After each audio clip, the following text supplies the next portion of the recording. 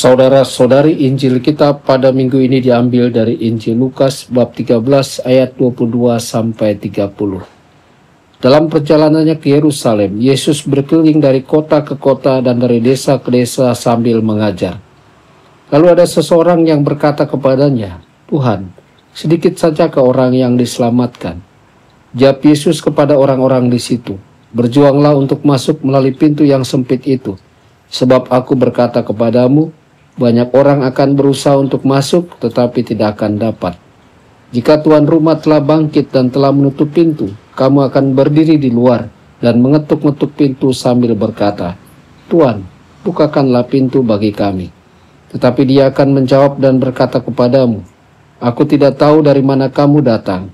Lalu kamu akan berkata, 'Kami telah makan dan minum di hadapanmu, dan engkau telah mengajar di jalan-jalan kota kami.'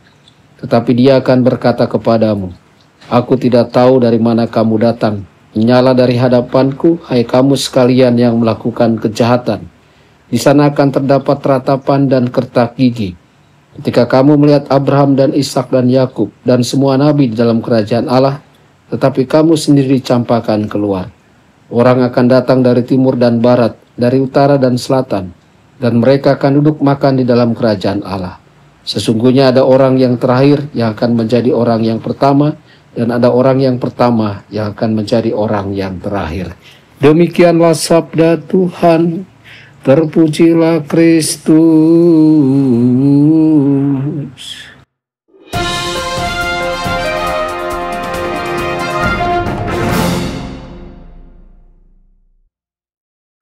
Dalam nama Bapa dan Putra dan Roh Kudus. Amin. Saudara dan saudari terkasih dimanapun Anda berada, jumpa lagi dengan saya Romo Tedens dalam saluran Warta Kabar Sukacita.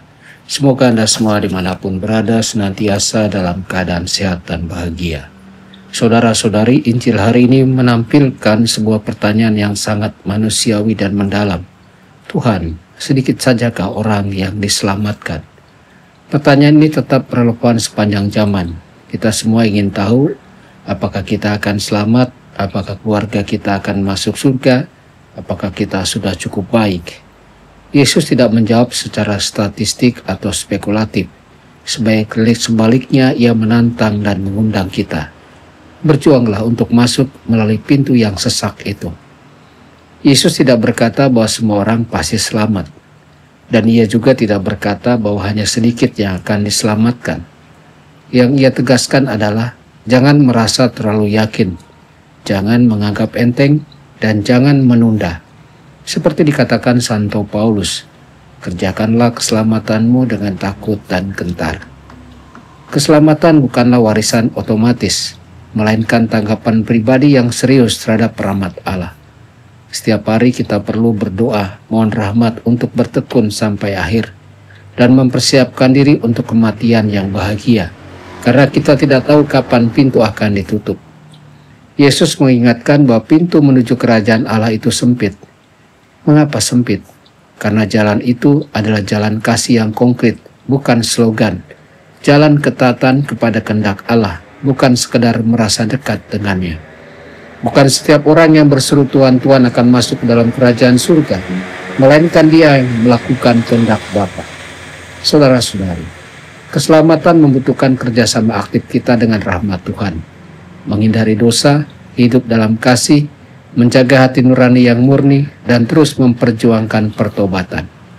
Apakah ada sesuatu dalam hidup kita yang tidak selaras dengan kehendak Tuhan? Kalau ada, hari ini adalah waktu yang tepat untuk bertobat. Saudara-saudari, Yesus juga berkata bahwa banyak orang dari timur dan barat, utara dan selatan akan duduk bersama di meja perjamuan kerajaan Allah. Artinya kita tidak bisa menilai siapa yang selamat dan siapa yang tidak.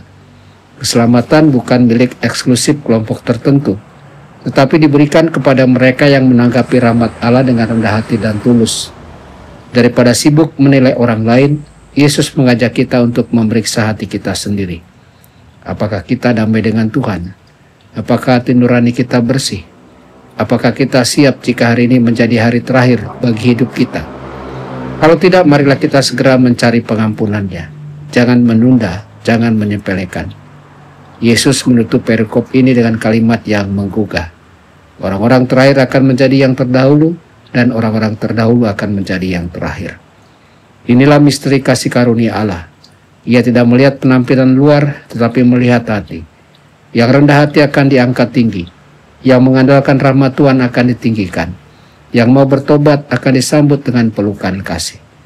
Marilah kita berjuang masuk melalui pintu yang sempit, bukan dengan takut dan panik, tetapi dengan takut akan Allah yang kudus dan kasih, yang ingin agar setiap orang diselamatkan dan sampai pada kebenaran.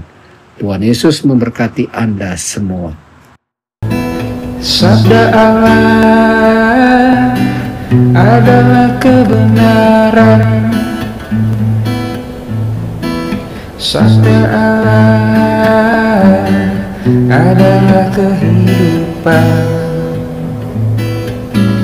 Mari kita mencintainya, mari kita menghayatinya. Ya Tuhan yang ku muliakan, sabdamu angkat resahku.